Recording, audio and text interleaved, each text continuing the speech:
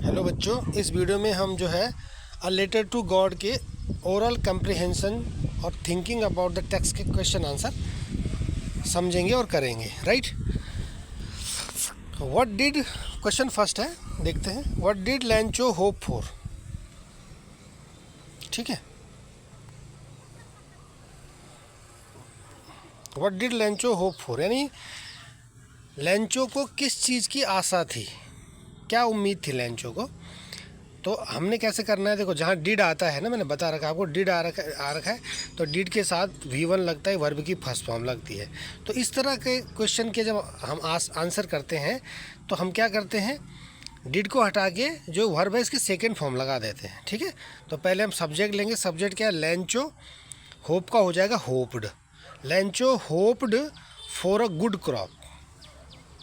ठीक है, तो लैंचो होप का होप्ड हो जाएगा। ठीक है, लैंचो होप का होप्ड हो गया क्योंकि डिड लगा हुआ है। तो लैंचो होप्ड फॉर, है ना, फॉर क्या आंसर आ जाएगा, अ गुड क्रॉप, है ना। लैंचो को एक अच्छी फसल की उम्मीद थी, आशा थी। ठीक है, नेक्स्ट क्वेश्चन है, वाई डिड लैंचो से, लैंचो ने क्या कहा, द रेन ड्रॉप्स, नहीं क्यों कहा the rain drops were like new coins, कि रेन ड्रॉप जो है वो नए कॉइन्स की तरह हैं, नए सिक्कों की तरह हैं। तो फिर ये वही हो जाएगा, डिड लगा हुआ है, से है तो से की सेकेंड फॉर्म लग जाएगी, सैड हो जाएगा। ठीक है, लैंचो सब्जेक्ट आएगा, लैंचो से का सैड हो जाएगा क्योंकि डिड लगा हुआ है यहाँ पे। जब आंसर लिखेंगे असर्टिव यानी अफर्मेटिव सेंटेंस में जब हम बनाएंगे तो सेकेंड फॉर्म लग जाएगी, जैसे होप का यहाँ होप्ड हो गया था, इसी तरह से का यहाँ पे सैड हो जाएगा। लैंचो sad the rain drops were like new coins, लैंचो ने कहा कि जो रेन ड्रॉप्स हैं वो नए सिक्कों की तरह हैं, बिकॉज, क्योंकि वाई से पूछ रहा है, वाई मीन्स क्यों, तो आंसर आएगा क्योंकि में। तो लैंचो said the rain drops were like new coins because he knew that, क्योंकि वो जानता था कि good rain would produce good harvest, कि अच्छी जो बारिश है वो क्या करेगी, वुड प्रोड्यूस गुड हार्वेस्ट, यानी अच्छी बारिश अच्छी फसल पैदा करेगी, उत्पन्न करेगी। प्रोड्यूस माने होता है उत्पन्न करना, यानी जब अच्छी बारिश होगी तो उससे अच्छी फसल होगी। गुड क्रॉप मीन्स प्रॉस्पेरिटी, और जब अच्छी फसल होगी तो उसका क्या मतलब है, प्रॉस्पेरिटी। प्रॉस्पेरिटी मतलब समृद्धि, यानी अच्छी फसल होने का मतलब है समृद्धि।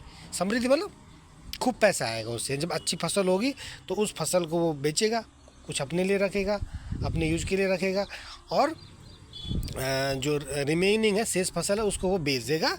तो उससे उसको क्या मिलेगी, प्रॉस्पेरिटी मिलेगी, समृद्धि मिलेगी। ठीक है, खूब पैसा आएगा उसके पास। तो यह है लैंचो sad the rain drops were like new coins. लैंचो ने रेन ड्रॉप्स को इसीलिए नए कॉइन्स कहा कि नए कॉइन्स है, क्योंकि इससे क्या होगा, ही न्यू दैट कि good rain would produce good harvest, कि अच्छी फसल जो है, अच्छी बारिश जो है अच्छी फसल को पैदा करेगी। और इससे क्या होगा, जब अच्छी फसल होगी तो a good crop means prosperity, और अच्छी फसल से समृद्धि उत्पन्न होगी, यानी सुख मिलेगा, पैसा मिलेगा। ठीक है, चलिए इतना समझ गए।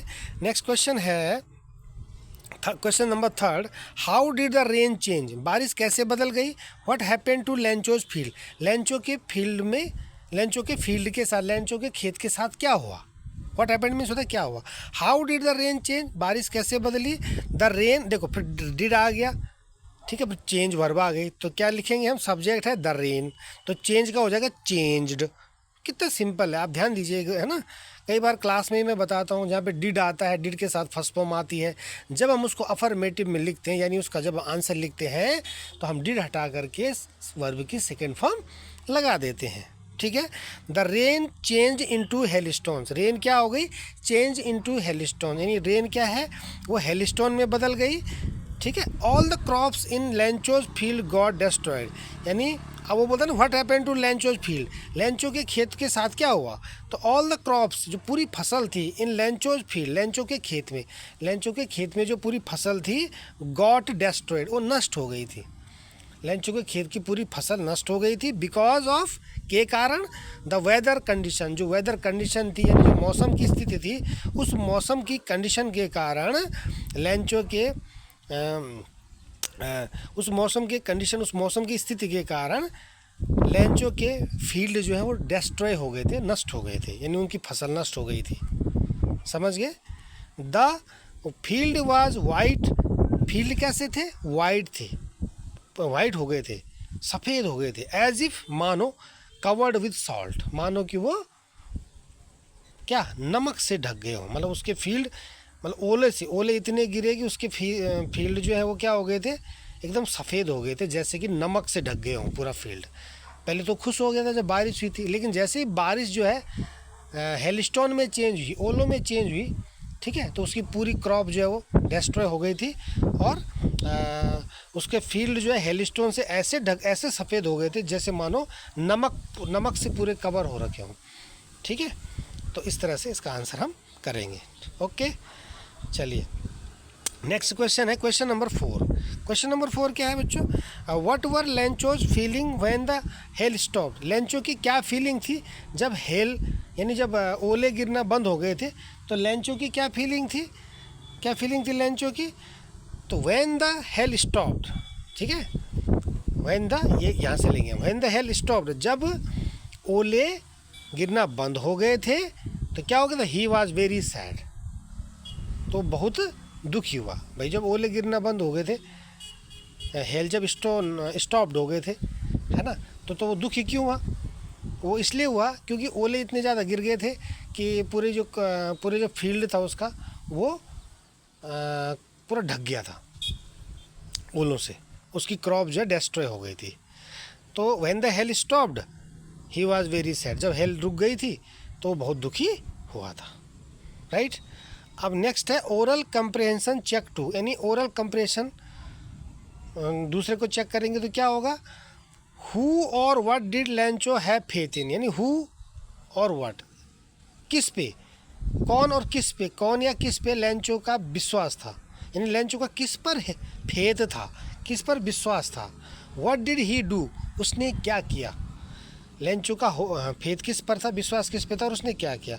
तो लेंचो देखो, अब देखो यहाँ डिड है ना, यहाँ वर्ब है हैव, तो हैव की सेकेंड फॉर्म हो जाएगी हैड, तो हम लेंगे लेंचो हैड, क्या भाई सब्जेक्ट लिया लेंचो, हैव का डिड है ना यहाँ पे, तो इसलिए फर्स्ट फॉर्म आ रखी है, तो हम हैव का हैड बना देंगे। Lencho had faith in God, यानी लेंचो का गॉड पर विश्वास था। व्हाट डिड ही डू, उसने क्या किया, तो उसने क्या किया, अब he wrote a letter to God, उसने भगवान को, ईश्वर को एक पत्र लिखा, ईश्वर को एक पत्र लिखा। राइट, चलो इतना समझ गए, चलिए आगे ध्यान से देख लेना, वीडियो पॉज करके आप समझ लेना बच्चों, ठीक है। अच्छा, हु रेड द लेटर, अब मैंने रेड क्यों पढ़ा रीड को, बेटा रीड जो होता है, रीड एक वर्ब होते हैं, रीड मीन्स पढ़ना, इसकी तीनों फॉर्म की स्पेलिंग यही होती है, लेकिन इसको रीड रीड रीड नहीं पढ़ेंगे, इसको तो रीड पढ़ते हैं, पहले वाले को तो रीड पढ़ते हैं, और सेकंड और थर्ड को क्या पढ़ते हैं, रेड। ठीक है, रीड रेड रेड बोलते हैं इनको।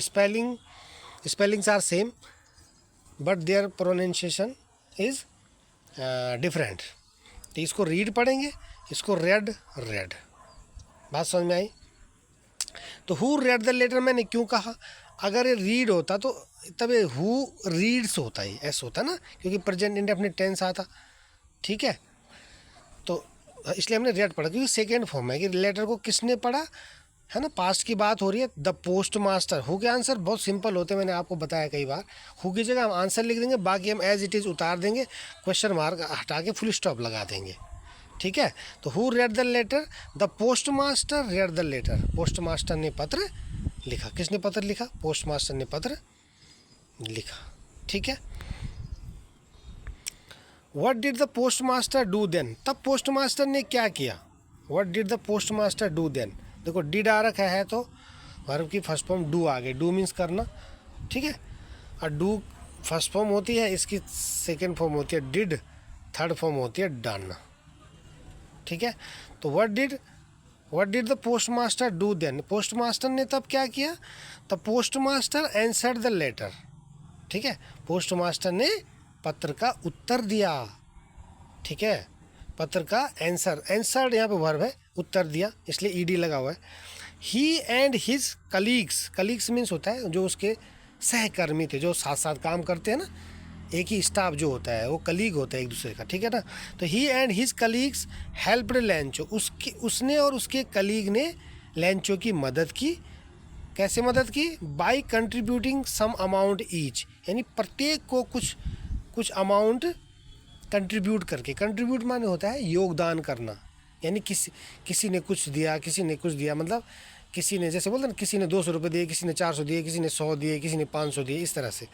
तो by contributing some amount each माने प्रत्येक के द्वारा कुछ अमाउंट, कुछ धनराशि जिसको बोलते हैं, उसको कंट्रीब्यूटिंग करके, उसका मतलब मिला करके सभी जो उसने और उसके जो कलीग्स थे उन्होंने लैंचो की मदद की। और कैसे की?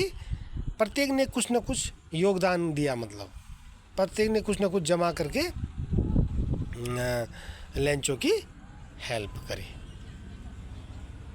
ठीक है। तो ये ओरल कंप्रेशन ये फर्स्ट हो गया, इसके क्वेश्चन है, ठीक है। और ये सेकंड हो गया, इसके क्वेश्चन है, ठीक है। चलो इस वीडियो में इतना ही करेंगे। इसकी जो रिमेनिंग पार्ट है, इसका जो शेष क्वेश्चन है, वो हम नेक्स्ट वीडियो में करेंगे। इतना आप समझ के इनको कर लेना बच्चों। और एक चीज़ का ध्यान रखो, देखो हमने लिख के आपके लिए इतना मेहनत किया है, इतना देखो मैंने खुद से लिखे हैं, फिर जो है वीडियो बनाई है। तो इतना हम टाइम निकालते हैं आपके लिए, तो आपको भी पढ़ना चाहिए, ठीक है ना। आपकी भलाई के लिए कह रहा हूँ मैं, तो आपको ज़रूर पढ़ना चाहिए बेटा। कितना टाइम लगता है देखो इसको लिखने में, ठीक है। फिर उसको जो है वीडियो बनानी है, ठीक है, आपको समझाना है। अगली बार से हम सीधे उससे ही कर देंगे, बुक से ही उठा के ले लेंगे। आपको समझाना है तो इस तरह से आप समझ सकते हैं, ठीक है ना। तो आप समझ के इसको करेंगे कि पहले सुनेंगे, समझेंगे कौन सा क्वेश्चन कैसा है, उसका आंसर कैसा है, उसके आंसर में क्या बोल रहा है ना, क्वेश्चन में क्या बोल रहा है, आंसर कैसे लिखना है, इस तरह से हम उनको करेंगे, ठीक है। समझते हो, ठीक है बेटा। चलो तो इस वीडियो में इतना ही। Thank you.